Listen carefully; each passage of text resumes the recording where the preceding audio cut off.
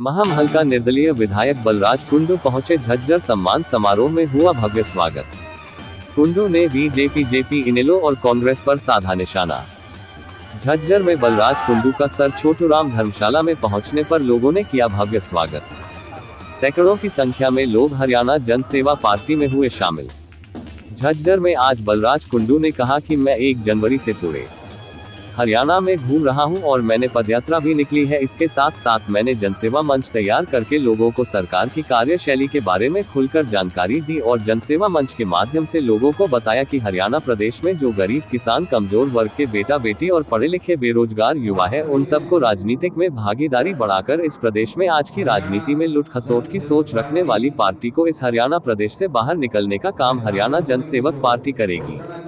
कुंडू ने कहा कि आने वाली 1 नवंबर को जींद में बड़ी रैली की जाएगी, जिसमें बताया जाएगा कि पार्टी का मैनिफेस्टो क्या है, रोड मैप क्या है और पार्टी किस कार्यशैली पर काम करेगी। ये सारी जानकारी जींद रैली में दी जाएगी। बलराज कुंडू ने कहा कि मैं किसी भी पार्टी से गठबंधन नहीं करूंगा। अगर हालात बने और किसी पार्टी ने मुझे गठबंधन की बात की तो उसके बारे में भी विचार विमर्श किया जाएगा। उन्होंने कहा कि हम 90 की 90 सीटों पर चुनाव लड़ेंगे और पढ़े लिखे नौजवान युवा को पार्टी में टिकट देकर चुनाव लड़ाएंगे। उन्होंने कहा कि किसी दूसरी पार्टी से अगर कोई विधायक या पार्टी वर्कर आकर टिकट मांगता है तो चले हुए कारतूस को ये पार्टी टिकट नहीं देगी, क्योंकि बलराज कुंडू की यह सोच है कि नए युवा जो देश के भविष्य के बारे में सोचते हो, ऐसे पढ़े लिखे युवा को टिकट देकर चुनाव लड़वाया जाएगा। उन्होंने कहा हम खाली चुनाव लड़ेंगे नहीं, बल्कि हरियाणा की 90 की 90 सीटों पर चुनाव जीतेंगे भी। वहीं पर पत्रकार वार्ता में बलराज कुंडन ने कहा कि महिलाओं को भी चुनाव में भागीदारी दी जाएगी, लेकिन ऐसी महिला जो पढ़ी लिखी हो और जो गरीब व्यक्ति, किसान, कमेरा वर्ग की मदद की सोच रखती हो, ऐसी महिलाओं को भी चुनाव में भागीदारी दी जाएगी। लगातार देखते रहिए IB24 हरियाणा। चैनल को सब्सक्राइब करें, लाइक करें और ज्यादा से ज्यादा शेयर।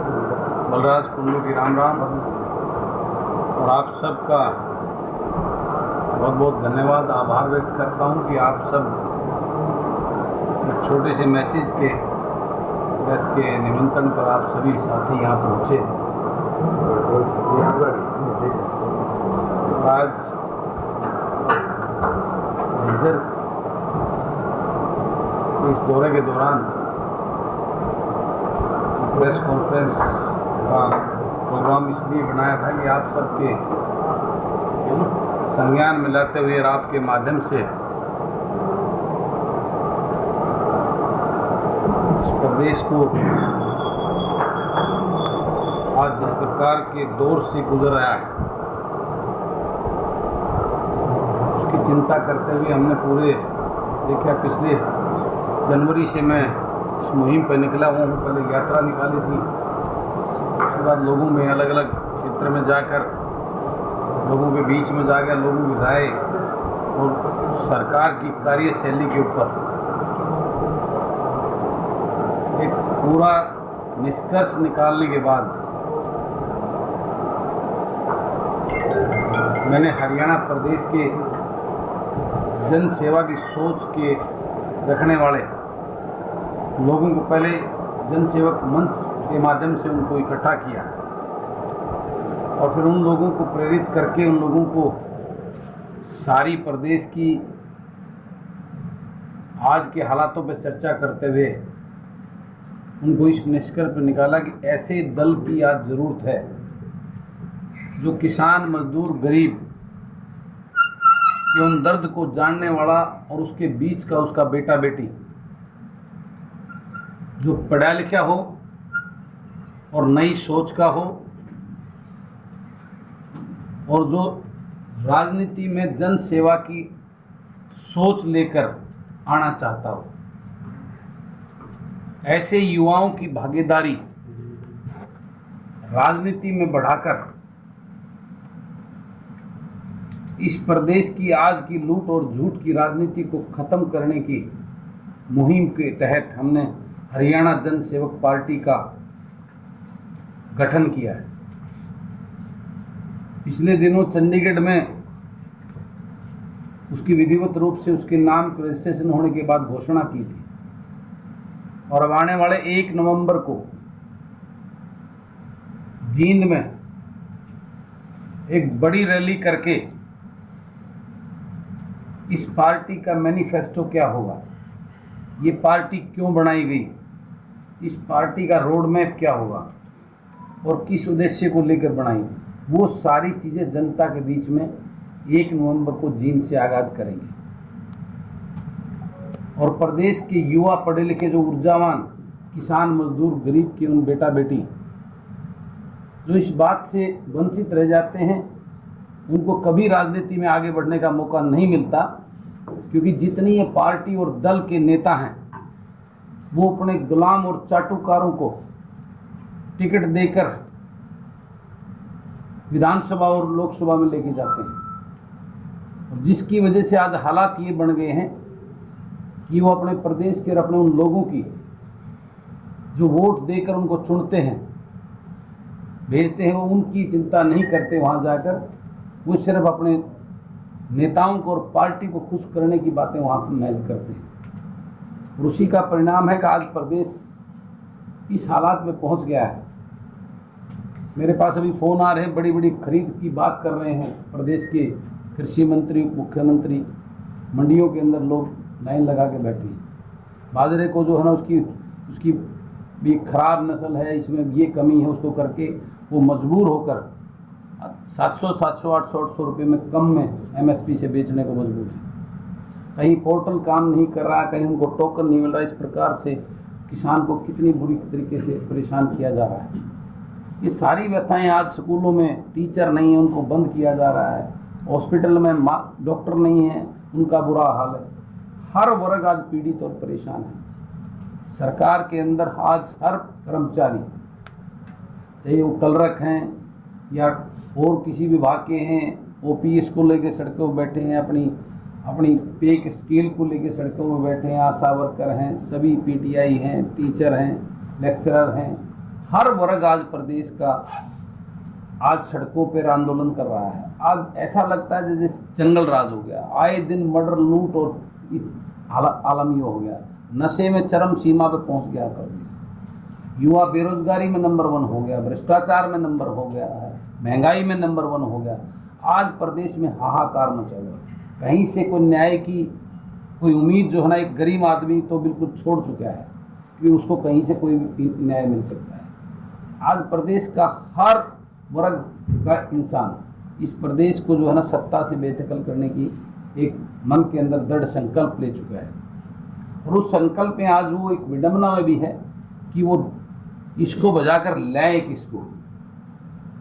ये भी एक बहुत बड़ी पीड़ा है। आज उनके सामने सिर्फ एक ही दल नज़र आता है, इसलिए कांग्रेस की बात करते हैं। लेकिन लोगों को पता है, जब मैंने उनसे बात करी, जो उनके बीच में गया, भाई ऐसा क्यों, तो कहते हैं और कोई दल नज़र नहीं आता। नहीं तो वही 9 साल पहले जिस कांग्रेस को इस प्रदेश के लोगों ने नकार कर, भाजपा जो बिल्कुल ही नहीं थी, उस भाजपा को एक उम्मीद के साथ लेके आए थे। लेकिन इस भाजपा ने इस 9 साल के कार्यकाल में उसी कांग्रेस को अच्छा करवाने का काम कर दिया। सारी सीमाएं लांघ दी इन्होंने। लूट और भ्रष्टाचार इस प्रदेश को जाति पात के नाम पर और जहर घोलकर इसको बर्बाद करने के लिए आज लोग बड़ी पीड़ा और विडंबना में हैं।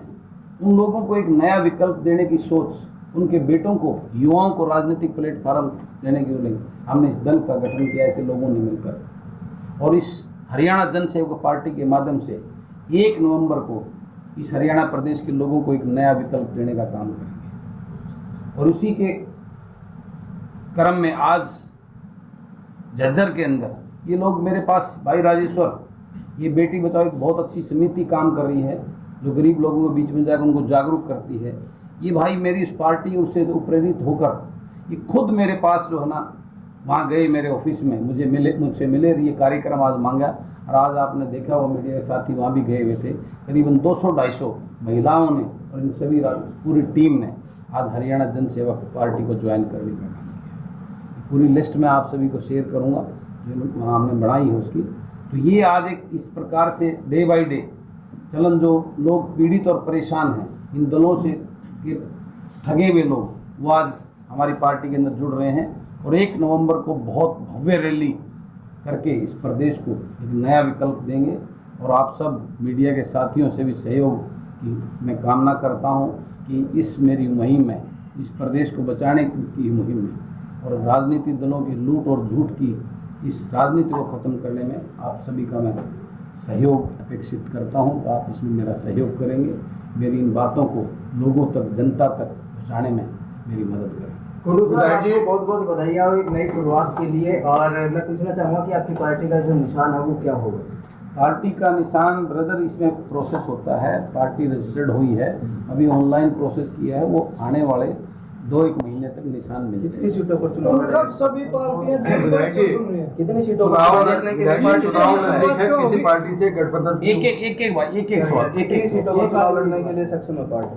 देखिए, पार्टी सक्षम होती है लोगों से, पार्टी की टीम के साथ में। हम अपनी टीम बना रहे हैं और चुनाव लड़ने की जहाँ तक बात है, मैं चुनाव ऐसे नहीं किसी को टिकट बांट के चुनाव लड़ना नहीं, चुनाव में जीतने के उद्देश्य से ऐसे अच्छे लोगों को टिकट देंगे जो मेरी सोच के साथ, जिनका मैच करती हो, जिनकी समाज में उसकी एक पहचान हो, उसका एक अपना वजूद हो, लोग उसको चाहते हों, ऐसे लोगों को हम उतारेंगे। ऐसे नहीं टिकट बांट नंबर्स के साथ। मुझे अगर 10 लोग अच्छे मिलेंगे, ईमानदार सभी के और जन सेवा की सोच वाले, तो 10 को लड़ाऊंगा। 20 मिलेंगे तो 20 को लड़ाऊंगा, 50 मिले तो 50 को लड़ाऊंगा और 90 मिले तो 90 को। क्या गठबंधन की पार्टी होने की उम्मीद है कोई? देखिए, अगर मैं कांग्रेस से कोई गठबंधन नहीं करूंगा, मैं बीजेपी से कोई गठबंधन नहीं करूंगा, जेजेपी से कोई गठबंधन नहीं करूंगा। उसके अलावा हमारे मैनिफेस्टो के साथ मिलकर कोई पार्टी हमारे साथ कोई इस प्रकार का ऑफर आता है तो उस पर विचार करेंगे। चुनाव के बाद हो जाएगा क्या गठबंधन? जैसे जजपा ने भी कहा था कि भाजपा के खिलाफ वो लड़े थे, उसके बाद जैसे ही 10 सीटें आई तो वो कहीं ना कहीं भाजपा को सपोर्ट कर रहे हैं। तो बलराज कुंडू ये आश्वस्त करेंगे कि 5 या 6 सीट अगर उनकी आती है तो खरीद फरोख्त नहीं होगी, उस तरह से जैसे जजपा आज सत्ता में है, तो बलराज कुंडू आश्वस्त करेंगे इस चीज को? बिल्कुल 100% आश्वस्त करेंगे। मैं तो आपको एक बात कहता हूँ कि आप ये कैसे बोल रहे हैं कि मेरी 5-7 सीटें आएंगी? आप करें ना 10 ही लोग मिलेंगे अच्छे, मेरे को 90 लोग भी, अच्छे लोगों की कमी नहीं है। मैंने आपको एग्जाम्पल दिया है कि पूरे 90 के 90 हल्कों में अच्छे लोगों की कमी नहीं है और निश्चित रूप से वो आएंगे। और 2024 के अंदर हरियाणा जन सेवक पार्टी की सरकार बनेगी। हमें किसी लूट और झूठ के सहयोगी की जरूरत नहीं है। हम जो है ना एक सोच लेकर वो चले हैं, हम खरीद पर। मैं आपको, आप सब जानते हैं, मीडिया के साथी हो, आप सब जानते हैं मुझे मंत्री 3 साल से लोग यहाँ इसमें राजनीति में आते हैं मंत्री बनने के लिए। वो मंत्रीपन की ख्वाहिश तो मेरी 3 साल पहले पूरी हो रही थी। मैं जन सेवा की सोच लेकर इस राजनीति के अंदर आया हूँ और लोगों को बचाने के लिए, इस प्रदेश को बचाने की सोच लेकर आया हूँ। भगवान ने मुझे बहुत दिया, मैं बहुत डाउन टू अर्थ सिस्टम से उठ के आया हूँ। अभी सपने में मैंने सोचा था परमात्मा की इस प्रकार से दोनों हाथों से मुझे इतना बड़ा आशीर्वाद मिलेगा। आज मैं पैसे के लिए नहीं, मैं सेवा के लिए राजनीति कर रहा हूँ। और ये निश्चित रूप से एक नया, ये आपका सवाल बिल्कुल एकदम सटीक बैठता है, क्योंकि इस जिस प्रकार से राजनीतिक, इनका तो पुराना इतिहास था, लोगों की समझ में नहीं आया। ये जो छोटे देवीलाल, जो राजकुमार जो बन के आए थे भाजपा को भगाने के नाम पर, जिन्होंने वोट लूटी थी, इनका तो पुराना इतिहास है। ये तो लोगों को बहका कर, गरीबों को, बुजुर्गों को पेंशन के नाम पर, युवाओं को रोजगार देने के नाम पर, किसान को बड़े बड़े सपने दिखाने के नाम पर, भाजपा को जमुना पार भेजने के नाम पर अनेकों ऐसे जुमले देख कर ये आए। इनका तो पता नहीं, पुराने सहयोगी हैं भाजपा के, आज को नया थोड़ा ना। तो इनका तो पुराना इतिहास है, लेकिन लोगों को समझने में होगी, वो उन्होंने असली अगले दिन ही दिखा दी 12 घंटे 24 घंटे में। इस प्रकार की सोच होना, आपका सवाल वो बनता है।